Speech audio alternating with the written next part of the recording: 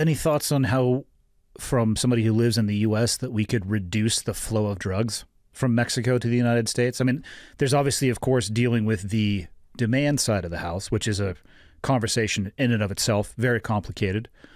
But from a logistical perspective, you think there's any way that we could interrupt their ability? Because it doesn't seem like anything that we have... I mean, how long have we been fighting the war on drugs? It's a couple decades. I think the jury has come back and said, we're not really winning that one. Yeah. So I'm curious if you have any ideas on things that could reduce the flow of drugs from south to north. Yeah, like one thing I think is that in the experience of really what has reduced drugs in a big way, it's been very authoritarian governments.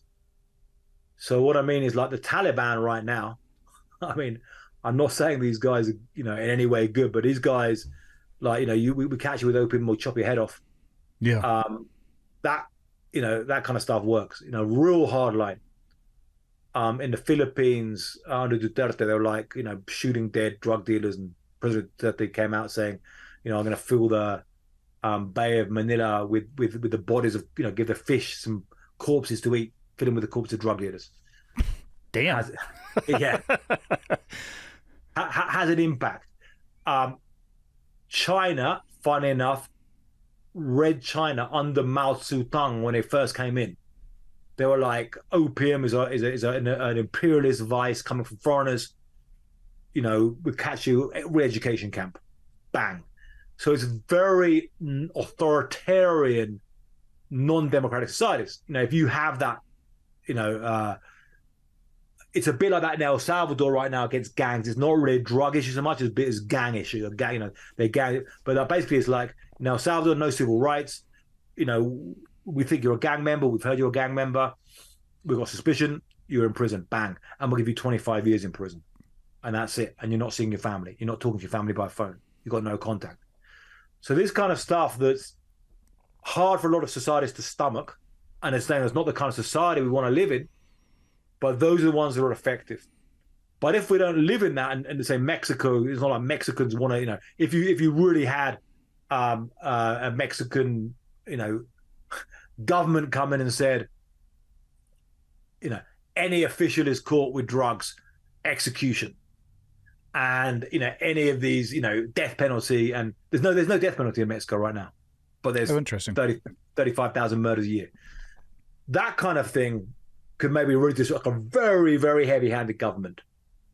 But it's hard, to have the same in the United States. Like saying, if you wanted to say, like in the United States, okay, anybody caught selling drugs, we're going to give you life in prison. Bang, that's it. You'd have people up in arms. It grates against people's desire for freedom. Yeah. So if we don't want, and I'm saying I don't, and I like freedom myself. So, like, if we don't want that, then what do we do? If we're saying these kind of, it's quite pretty hard to try and, like I said, we tried. I mean, Richard Nixon came in, in 1971, he declared drugs public enemy number one. Now, that war on drugs has been self-sabotaged as well. So it's been self-sabotaged by, making alliances with drug traffickers, by this process of giving drug traffickers a way out.